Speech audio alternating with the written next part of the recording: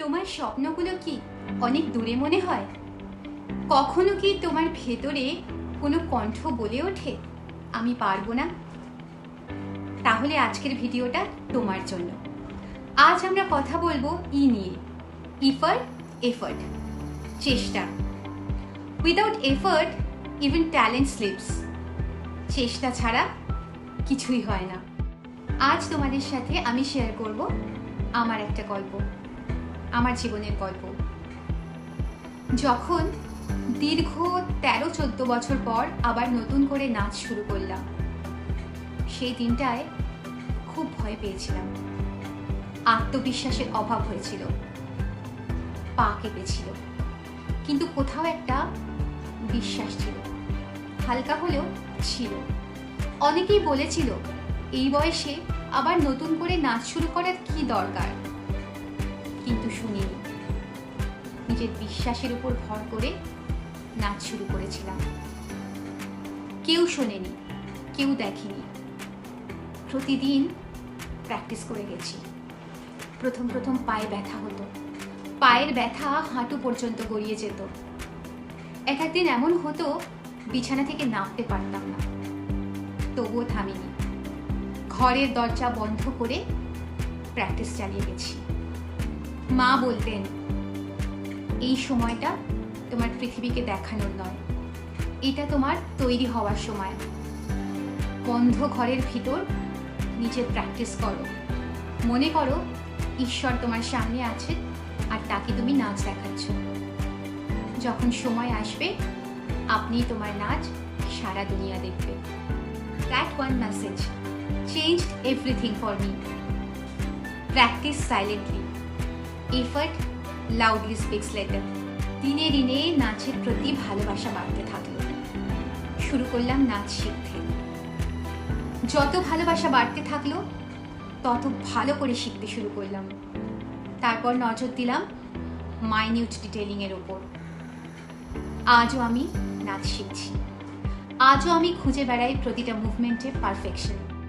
Till now, I am learning, I am growing. My journey continues with consistent effort. এরই মাঝখানে একটা কাণ্ড ঘটল।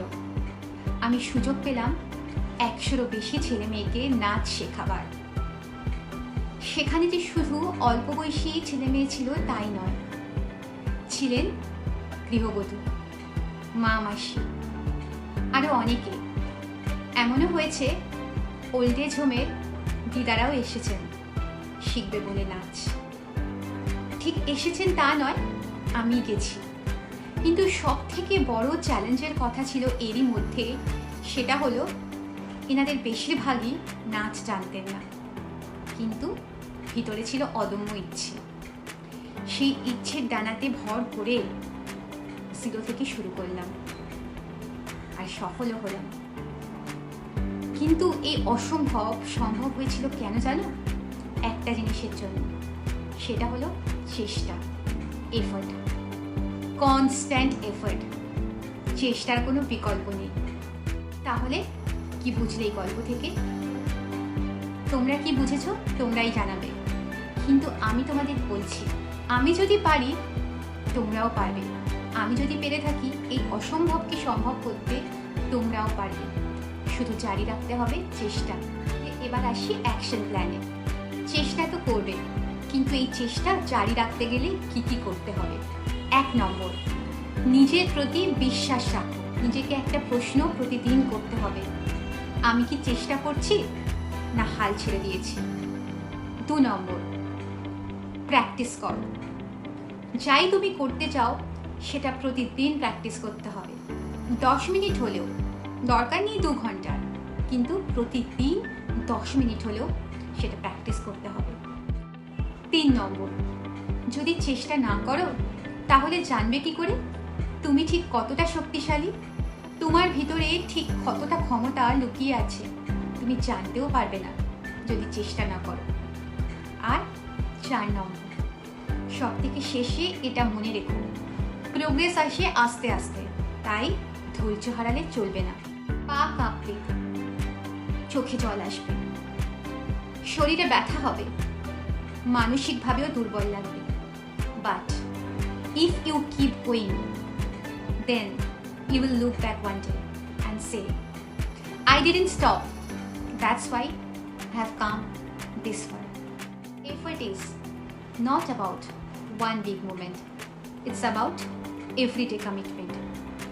যখন তোমাকে কেউ শুনবে না তখনও। সো আজকের দিনটায় তুমি যদি একটু চেষ্টা করো, tomorrow you will be stronger than today.